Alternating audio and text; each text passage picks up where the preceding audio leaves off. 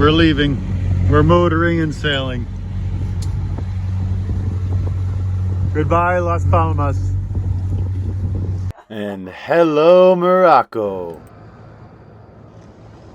3 hours in. Beaten. The winds have died.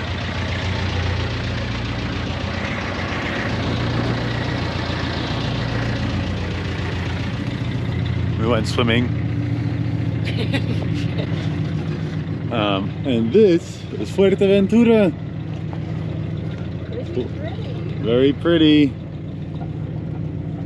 Sandy, it looks like the desert.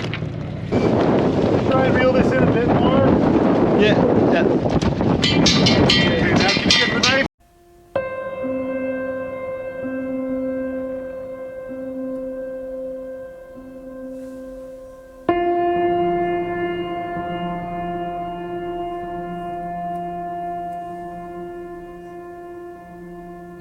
I noticed myself moving into a new phase in this trip.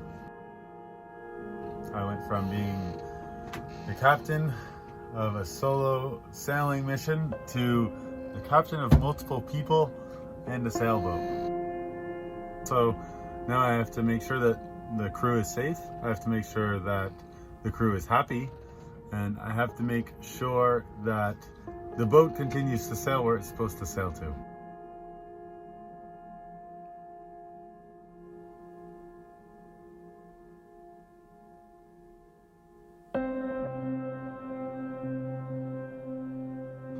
I found it actually more exhausting sailing with crew than sailing on my own. And I was kind of surprised by that. I also found that it was really much more enjoyable. And enjoyable in the sense that time passed more easily. I was able to share and talk and listen to other people's perspective and listen to music and cook together and eat together, and the sharing there really made a difference for me personally on a psychological level. This trip was 200 miles as the crow flies, but because we were sailing upwind, it actually was somewhere closer to 650 miles. Originally, I thought that it would take something like 4 days, which is hilarious because it took 8 days. Part of that was because we had no wind for 2 days.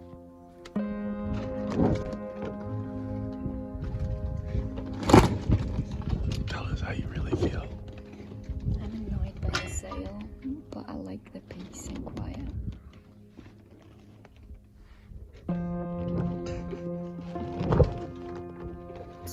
And the other part was that we had immense fog for around a 24-hour period that was like super thick. At times, we could barely make out the bow of the boat. How was the night? Amazing. Amazing. Don't lie to them. I don't. Don't lie to the people. It was heinous. It was scary. It was an adventure. It was an adventure. It still is an adventure. Yeah. We can't see anything. For the whole night. Thibaut! How was the night, sir? It was wild, Captain. Wild. These two fine souls stayed up all night. Which, is pretty incredible.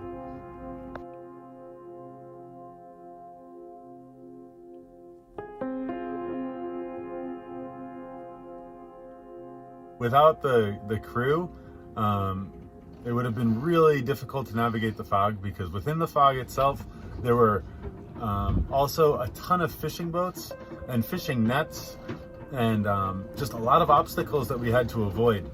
So having crew on board was almost critical in this passage. What was amazing for, I think, myself and the crew was the fact that we were forced to communicate and grow and think very critically about the situation and what we were doing. Blowing the horn every 2 minutes.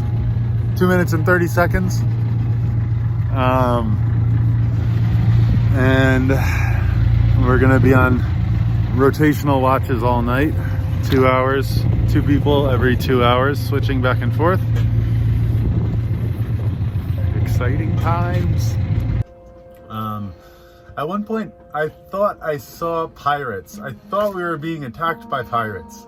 Somebody shot a laser pointer at our boat, and then they went lights out. They didn't have any lights on. And unfortunately, I woke up everybody in the boat, and I was like, guys, there's boats approaching. We need to start creating a plan as to what we're gonna do if the pirates attack us. So I think it was like 2:30 in the morning. We start grabbing hand tools and acid and discussing, okay, where are the girls gonna go? What are we gonna say? What are we gonna do? How are we gonna defend ourselves? Are we gonna defend ourselves? Going through that whole series of events and thoughts to try and work out a situation, like a system for operating with pirates in this case.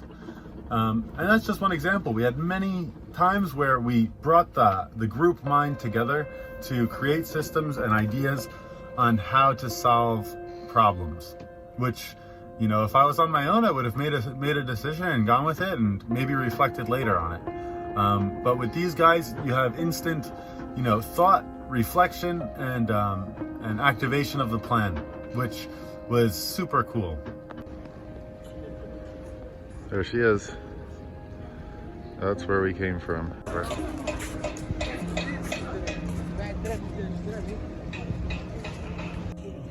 The Last Supper. The Last Supper. Till the next one. Until the next supper.